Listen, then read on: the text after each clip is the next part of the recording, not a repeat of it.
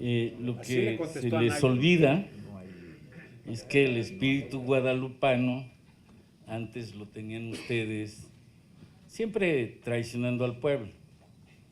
La reforma energética, si no mal recuerdo, tú presidías el Congreso el 18 al 20 de diciembre por estas fechas. Palo, el IVA, la señal que hicieron juntos PRI-PAN fue en marzo, pero los presupuestos llegaban por estas fechas. Esa fue la respuesta que le da el senador Ladrón de Guevara a Ricardo Anaya, porque es muy desesperante ver cómo, mediante engaños, y sobre todo como si el pueblo no conociera la historia de lo que sucedió bajo la dirección en el Congreso de Ricardo Anaya. ¿Y todo por qué? Por reformas que ellos saben que les van a quitar las manos para poder seguir defendiendo y sobre todo seguir usando el poder a su favor.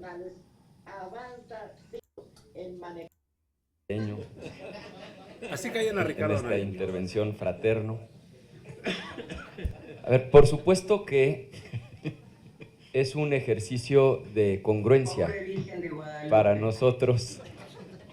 Es un ejercicio de congruencia para nosotros votar en contra, porque nos opusimos con argumentos que podrán ustedes no compartir, pero ahí fueron vertidos con transparencia tanto a la reforma judicial como a la reforma de inimpugnabilidad.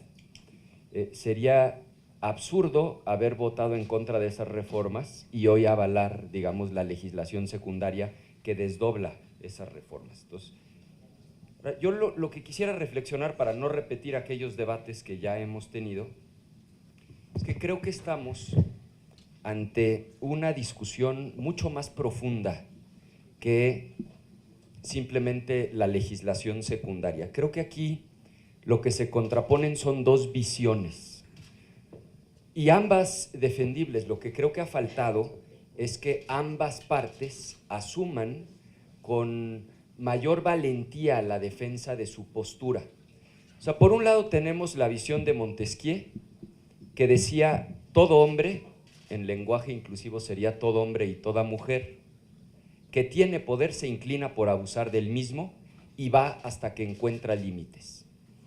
Y de ahí la idea de que existan contrapesos, de ahí la idea de que exista un poder judicial que pueda inclusive revisar las decisiones del poder legislativo. Pero en contraposición a esa visión está, por ejemplo, Carl Schmitt, que ustedes hoy están asumiendo esa posición, pero no lo dicen con apertura y con transparencia. Él defiende, como ustedes, el poder centralizado para mantener estabilidad. Él defiende el estado de excepción, es decir, en situaciones de crisis como la que ustedes suelen plantear, dice él, como ustedes también suelen decir, es necesario un liderazgo fuerte para poder tomar decisiones rápidas, decisiones efectivas. Defiende la idea del Estado total, se opone a esta idea de la democracia liberal, donde hay pesos, contrapesos, división de poderes. Yo creo que el problema de fondo es que ustedes quieren disfrazar ese tipo de posiciones con argumentos democráticos, porque el problema de esta legislación secundaria es que lo que viene a reglamentar es, uno, la colonización que ya está en marcha del Poder Judicial. Es una realidad, todo mundo lo sabe. Ustedes como movimiento van a tener el control total del Poder Judicial, pues porque tienen el control de quién va a aparecer en las boletas, porque crearon un tribunal de disciplina de 5 personas cercanas a ustedes que se van a encargar en su momento de mantener el orden, la disciplina, porque no quieren que vuelva a haber una sentencia del Poder Judicial en contra de decisiones del Ejecutivo o del Legislativo que hoy ustedes ya controlan.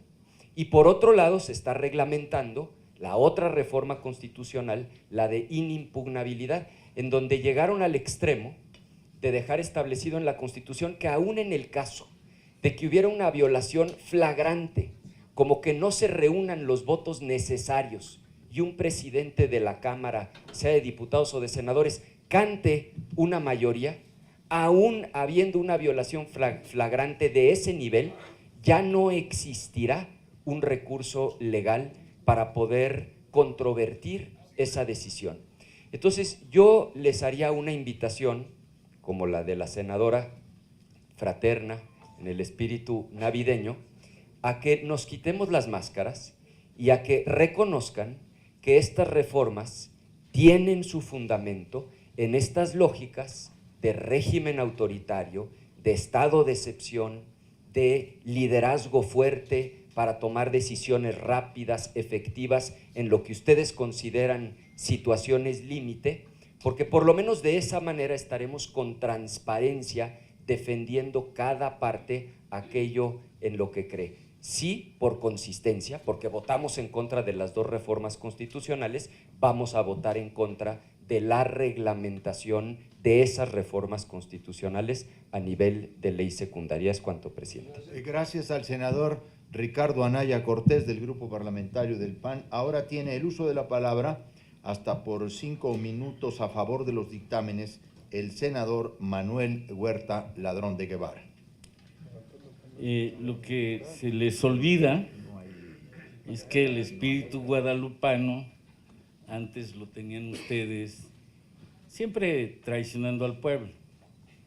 La reforma energética, si no mal recuerdo, tú presidías el Congreso, el 18 al 20 de diciembre, por estas fechas, palo, el IVA, la señal que hicieron juntos PRI-PAN fue en marzo, pero los presupuestos llegaban por estas fechas, los gasolinazos, siempre se amparaban en la Virgen de Guadalupe para perjudicar al pueblo. Hoy es distinto, sí son visiones diferentes y contrapuestas, y a mí me parece que el acto de congruencia se vuelve en una necedad. Teóricamente, Rousseau deja en claro que el soberano es el pueblo, y nosotros desde hace muchos años, cuando ustedes hicieron el pacto con el PRI, el original, el PRIAN, Salinas, Ceballos, Álvarez, pues esta idea que teníamos de división de poderes, que no había existido por el Priato Jurásico, desde que doña Porfiria se robó a don Porfirio, ustedes impusieron fraudes electorales, todo lo que hicieron. Y ahora, para entrar en materia, fíjense nomás esta joya de lo que estamos haciendo y lo que ustedes defienden, porque este es el fondo de la defensa que hacen. Nosotros estamos dando cumplimiento a esta disposición transitoria, en particular la reforma del 103-107 del amparo. Y en ellas resaltamos la modificación del alcance jurídico a las resoluciones de amparo que resuelven la inconstitucionalidad o controversias constitucionales, en la cual no se permitirá dictar suspensiones contra disposiciones de carácter general, y en ningún caso las sentencias que se dicten tendrán efectos generales, contrario a lo que plantean, porque fíjense ustedes que en el juicio de amparo la suspensión provisional o definitiva es una medida cautelar que tiene como finalidad paralizar temporalmente los efectos de los actos reclamados, o en su caso establecer de manera provisional los derechos afectados mientras se decide el juicio de amparo en cuanto al fondo del asunto. Es decir, el objeto es asegurar la eficacia de la sentencia que se dicte, existiendo una relación indisoluble entre la suspensión y la sentencia. Sin embargo, y aquí está como dicen los abogados, el quid del asunto, en diversos juicios amparo, jueces de distrito de la Suprema Corte de Justicia, de todo este aparato judicial que estamos desbaratando por voluntad popular, han determinado suspensión con efectos generales, con excepción a los efectos relativos, como sucedió en los amparos presentados durante el 2021 en contra de diversas modificaciones a la ley de la industria eléctrica, pues los jueces primero y segundo distrito en materia administrativa especializados en competencia económica y radiodifusión, los que tanto ustedes defienden que se deben de quedar porque es la garantía al Tratado de Libre Comercio, a que no exista crisis en el país. Estos jueces que ustedes defienden, estos jueces consideraron que por la relevancia del asunto era necesario conceder la suspensión provisional con efectos generales a todos los participantes del mercado eléctrico mayorista. Este es el caso de Juan Pablo Gómez Fierro en el incidente de suspensión 240-2021, que determinó de no otorgar la suspensión general. Se puede favorecer a ciertos participantes del sector eléctrico, sus demás competidores, en perjuicio de los usuarios finales. ¿Qué hicieron cuando los jueces suspenden esta reforma que se había logrado eléctrica? Pegarle a los consumidores y permanecer en su mal llamada reforma eléctrica, que había favorecido a que empresas como el Oxxo y otras pagaran la energía más barata que el pueblo en general. Y obviamente lo fundamentaron, eso sí son muy legales, en algunas resoluciones de jurisprudencia para argumentar estas cosas. Pura chicanada, como las que intentaban hacer en la Suprema Corte de Justicia cuando cambiaban de 6 votos los necesarios 8 que se requerían, y todavía la ministra Piña, que es a la que defienden ustedes, hablando de fuera máscaras, hablando de quitarnos la hipocresía de esta reforma, que en eso sí son muy congruentes porque no cambian el script, no cambian el discurso, pero eso ya se acabó por voluntad soberana de nuestro pueblo, y es lo que vamos a hacer el día de hoy, porque los senadores y senadoras de la Cuarta Transformación continuaremos en el proceso de reforma estructural del Poder Judicial de la Federación. Quiero concluir nada más diciendo que esta reforma tiene por objeto sentar bases legales para una administración de justicia constitucional pronta, expedita, oportuna, y que tenga como valor la observación del carácter supremo de la Constitución Nacional y los derechos de las personas, así como el interés social. Gracias, muchas gracias al senador Manuel Huerta Ladrón de Guevara. Tiene ahora el uso de la palabra para hablar en contra. Pues ya escuchamos de qué manera otra vez los panistas, y qué bueno que se lo echan en cara a Ricardo Anaya para recordarle: tú presidías cuando le entregaron a México a intereses particulares, con esas reformas que se venían haciendo, que ahorita andan pegando de gritos porque las están deshaciendo. Hasta aquí la información al momento, espero que haya sido de tu agrado. Si te gusta este contenido y te gustan estos videos, por favor apóyanos suscribiéndote y regalándonos ese poderosísimo like.